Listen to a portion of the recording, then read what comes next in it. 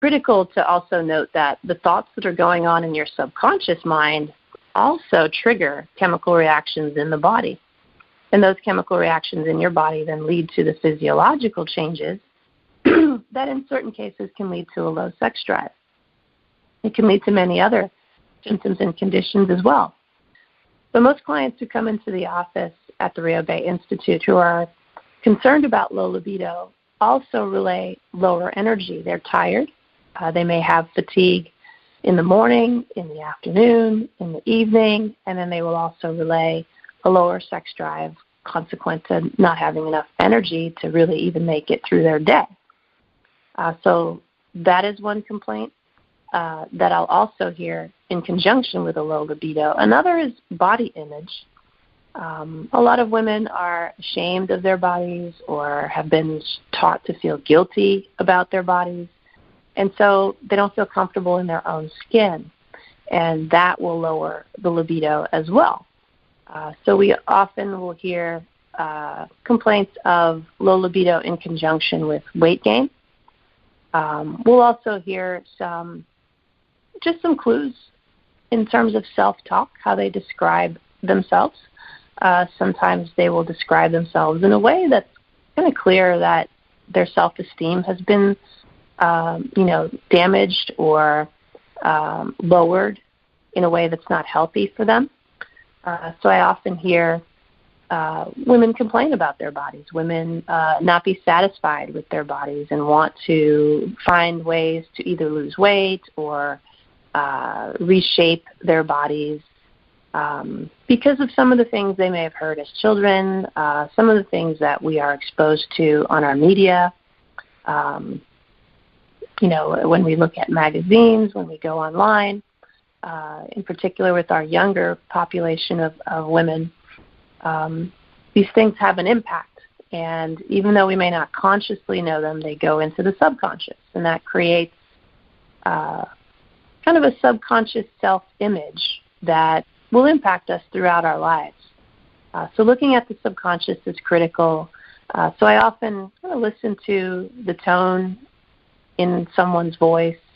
I'll listen to some of the things they say about themselves or about their partner, and we can really get a window into that person's psyche, into what they're saying to themselves when no one's listening.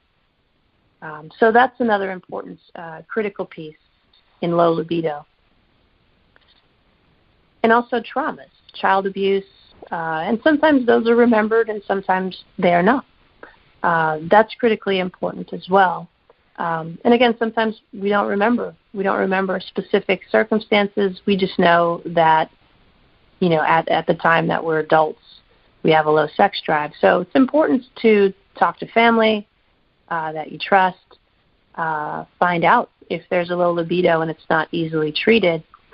Find out if there are issues that you need to talk about further with trusted family members and seek help if that's necessary. So again, most low libido complaints are psychological and mental and deeply buried in the subconscious. So the subconscious is gaining more and more attention because of studies that are coming out. And of course, ancient traditions have always spoken of the subconscious mind, especially now that we're talking more and more about consciousness and how consciousness creates our reality. We're beginning to understand that the subconscious mind creates our reality just as powerfully or more powerfully than the conscious mind. And so an exploration of the subconscious is going on today in a way that it hasn't in the recent past.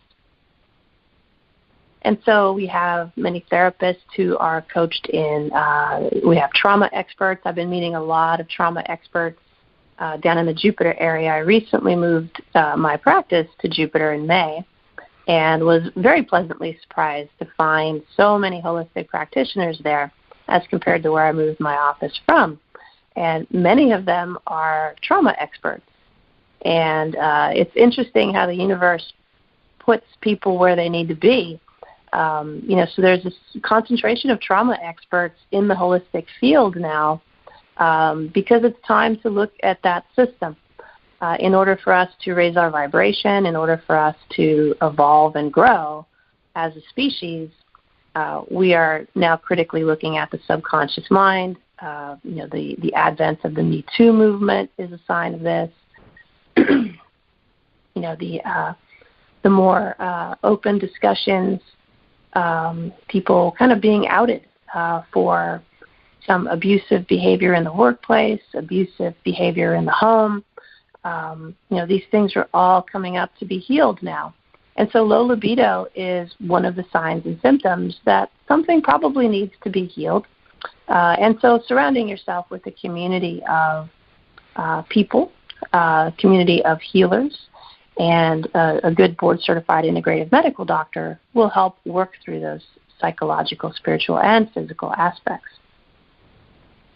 So given that I am an integrative medical doctor, I wanted to talk about some of the physical causes of low libido as well. And so one of them is medications. There are many, many classes of drugs, prescription drugs, that we take that will drive the libido down due to some side effects, due to some physiological changes that they induce. One of those classes are antidepressants. So if you have chronic depression and you are under the care of a therapist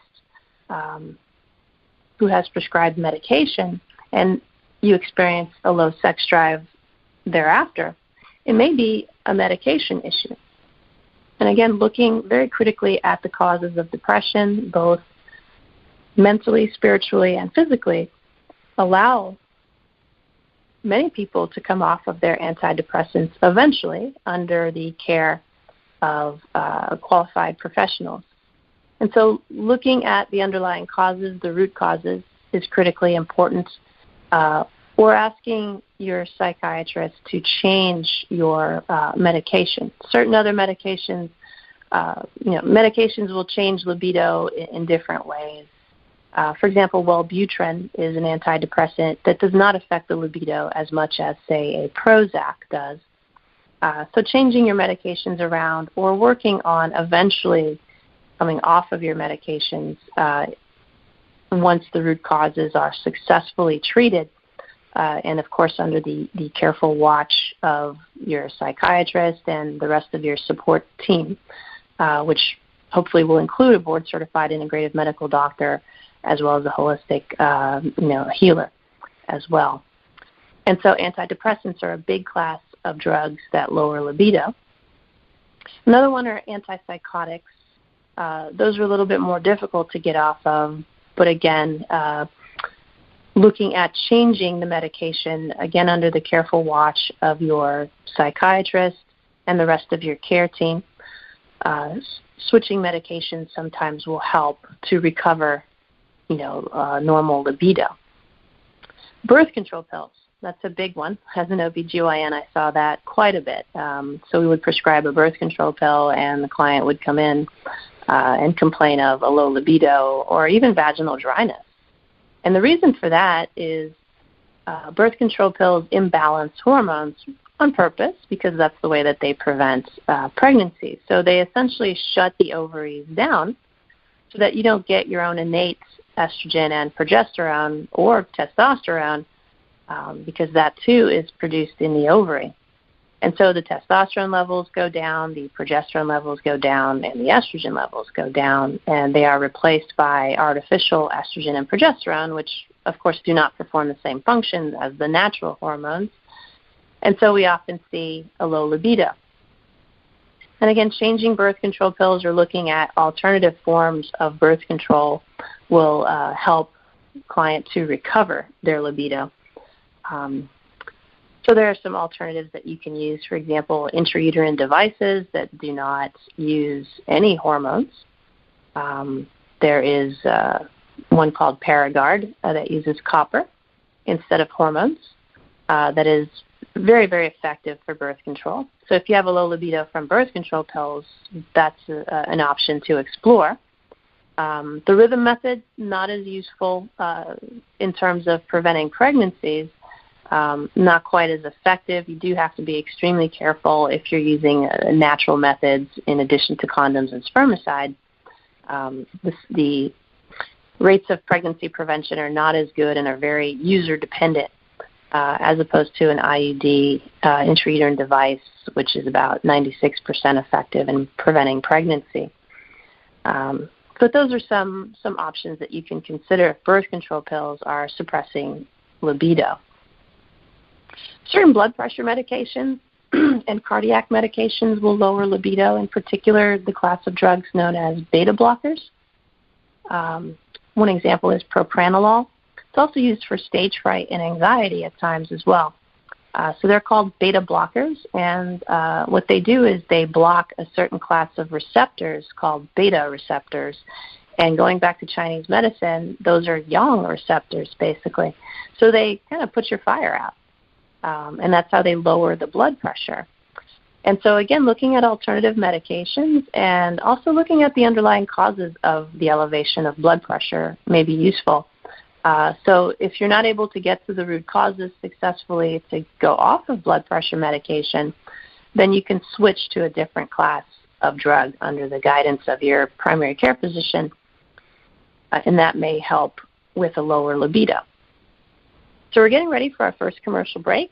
And again, I'd love to hear from you, questions, comments. I know this is a hot topic because I hear about it in my office all the time.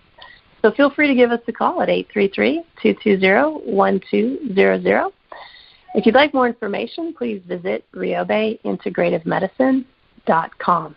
That's R-I-O-B as in boy, E as in Edward, integrativemedicine.com. We'll be right back on Awakened Wellness with Milen Riobe, MD, right here on Dream Vision 7 Radio. Thank you.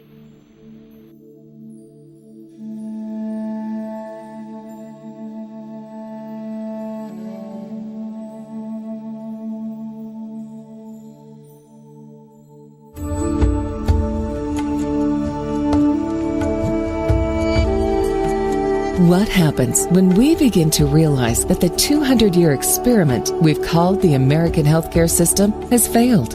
Learn how spirituality, ancient traditions, and cutting-edge science are merging to create a new paradigm of wellness on Awakened Wellness with Milen Riobe, MD. Tune in every Tuesday at 11 a.m. and 11 p.m. Eastern Time with live shows on the first and third mornings when you can call in and ask Dr. Milen the questions that matter most to you. Dr. Milen is the medical director of the Riobe Institute of Integrative Medicine in Jupiter, Florida.